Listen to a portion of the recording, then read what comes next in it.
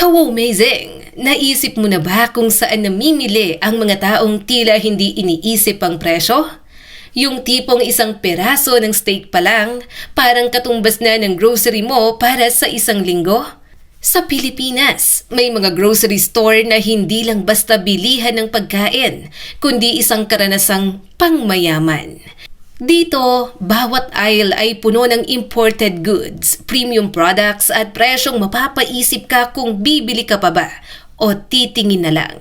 Kaya sa video na ito, aalamin natin ang pinakamamahaling grocery store sa Pilipinas. Kaya mga ka-amazing, simulan na natin. Number 8, Robinsons Supermarket Premium Branches. Unang papasok sa listahan ang mga premium branches ng Robinsons Supermarket. Hindi lahat ng Robinsons ay mahal, pero may mga piling sangay tulad ng Magnolia na talagang ibang level ang experience. Pagpasok mo pa lang, ramdam mo na agad ang pagiging maaliwalas at organisado ng lugar. Hindi siksikan, hindi magulo, at parang bawat produkto ay may sariling espasyo. Ang mga branch na ito ay kilala sa kanilang curated selection ng mga produkto. Hindi lang basta karaniwang grocery items ang makikita mo, kundi mga organic goods, imported snacks at specialty ingredients na madalas ay hinahanap ng mga health-conscious na consumers. Para kang nasa grocery ng ibang bansa. Isa sa pinakanapapansin dito ay ang kanilang healthy lifestyle section. May mga gluten-free products, plant-based alternatives, at imported fruits na bihira mong makita sa ibang supermarket. Kaya kung conscious ka sa iyong diet, siguradong mapapahanga ka dito. Ngunit syempre, may kapalit ang ganitong kalidad. Mas mataas ang presyo kumpara sa regular na grocery stores. Kahit simpleng item, mapapansin mong may dagdag na halaga dahil sa premium selection at environment. Sa kabila nito, maraming loyal customers ang patuloy na bumabalik. Dahil para sa kanila, hindi lang presyo ang binabayaran, kundi ang convenience, kalidad at komportableng pamimili. Number 7, All-Day Supermarket. Sa ikapitong pwesto naman, nandito ang All-Day Supermarket. Isa itong modernong grocery na kadalasang matatagpuan sa mga Vista Malls. Kilala ito sa malinis, maliwanag at social na ambience na agad mong mapapansin pagpasok mo. Hindi ito yung typical na grocery na mabilis ang pasok at labas. Sa halip, parang gusto mong magtagal dahil sa ganda ng layout at ayos ng mga produkto. Parang bawat sulok ay dinisenyo para maging kaaya-aya sa mata. Ang All-Day ay kilala rin sa kanilang imported selections. May mga foreign snacks, premium beverages at specialty items na hindi mo basta-bastang makikita sa ibang supermarkets. Para kang naglalakbay sa iba't ibang bansa habang namimili. Bukod dito, may mga section sila na talagang pangsosyal. Tulad ng wine area at gourmet food section. Dito makikita ang mga produkto na kadalasang ginagamit sa fine dining o special occasions. Pero syempre, kasabay ng gandang ito ay ang mataas na presyo.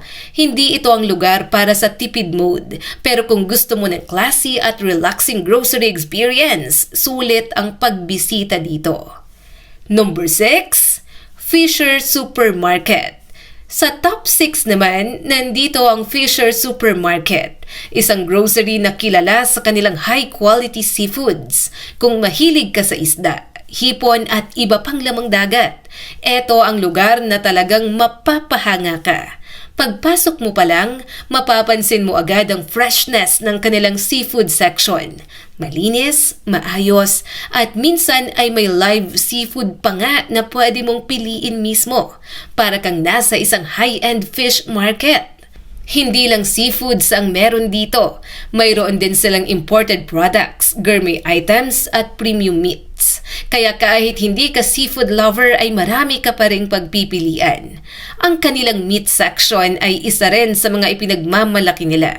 High grade ang karne at maayos ang pagkaka-display. Kaya naman maraming customers ang nagtitiwala sa kalidad ng kanilang mga produkto. Pero tulad ng inaasahan, hindi mura ang presyo dito. Ang binabayaran mo ay ang freshness, kalidad at tiwala na makukuha mo ang best products para sa iyong pamilya. Number 5, Unimart sa Green Hills o Capitol Commons. Sa gitna ng listahan, nasa top 5 ang Unimart. Isa itong grocery na hindi flashy pero kilala sa pagiging consistent sa kalidad ng kanilang mga produkto. Pagpasok mo sa Unimart, mapapansin mong simple lang ang design pero maayos at organisado. Hindi ito magarbo pero ramdam mo ang professionalism sa bawat section. Isa sa kanilang lakas ay ang kombinasyon ng local at imported goods. Hindi sila puro imported pero ang mga pinipili nilang produkto ay siguradong mataas ang kalidad. Ang kanilang meat at fresh produce section ay kilala rin sa pagiging sariwa at maayos. Kaya maraming loyal customers ang patuloy na bumabalik dito kahit hindi ito kasing sikat ng iba. Sa presyo naman, medyo mas mataas ito kaysa sa ordinary grocery. Pero hindi kasing taas ng iba sa listahan. Isang magandang balance ng presyo at kalidad. Number 4, Makati Supermarket, Alabang. Ang Makati Supermarket sa Alabang ay isang klasikong upscale grocery store sa Pilipinas. Matagal na itong kilala bilang go-to place para sa imported goods. Pagpasok mo dito, para kang napunta sa international grocery. May mga Japanese, Korean, European at American products na makikita mo sa bawat aisle. Isa sa kanilang pinakamalakas na punto ay ang variety. Kung may hinahanap kang specific na imported ingredient, malaki ang chance na dito mo ito makikita. Bukod dito, kilala rin sila sa kanilang maayos na serbisyo.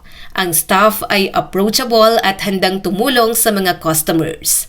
Ngunit dahil sa lawak at kalidad ng kanilang produkto, mataas din ang presyo. Hindi ito pang everyday grocery ng karamihan, ngunit para sa mga naghahanap ng specialty items.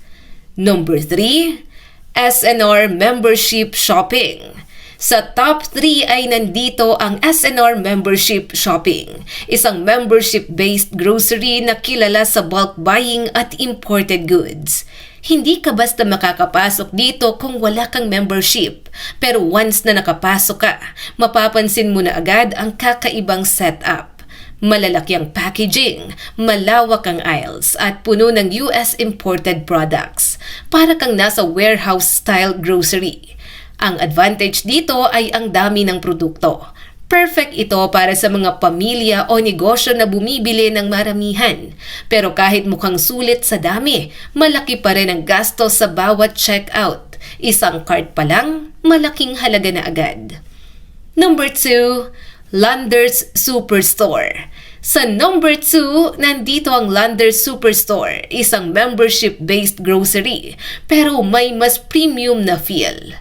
Mas malinis, mas organized at mas sosyal ang dating kumpara sa ibang warehouse-style stores. Ang kanilang imported selections ay malawak at ang meat section ay isa sa pinaka-highlight ng store. Bukod dito, may mga additional services tulad ng coffee shop at restaurant, kaya nagiging lifestyle destination na ito. Pero syempre, lahat ng ito ay may kapalit, mataas na presyo at membership fee. At number 1, The Marketplace. Nandito na tayo sa top 1 ka-amazing, ang pinakamamahaling grocery store sa listahan, The Marketplace. Ito ang grocery na talagang pang high-end lifestyle. Dito mo makikita ang pinaka-premium na selection ng imported goods. Ang kanilang wine at cheese section pa lang ay parang nasa ibang bansa ka na. Malawak, elegant at puno ng rare items. Ang bawat produkto dito ay carefully selected, kaya hindi ka bastang makakakita ng ordinary items. Ngunit kapalit nito ay ang napakataas na presyo. Isang basket pa lang ay parang buong grocery na ng isang pamilya. Pero para sa mga taong kayang bumili, ito ang ultimate grocery experience sa Pilipinas.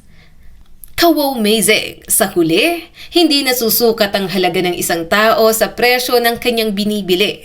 Maaring mahal ang grocery pero ang tunay na yaman ay nasa tamang paghawak ng pera. Kaya kahit saan ka mamili, ang mahalaga ay marunong kang mag-budget at magpasalamat kung ano ang meron ka. Alin sa mga grocery stores na ito ang napuntahan mo na? I-comment lang ang iyong sagot sa comment section sa ibaba. Kung nagustuhan mo ang video na ito, Kaw-amazing, huwag kalimutang mag-like and subscribe at pakishare na rin para mas marami pa ang makapanood.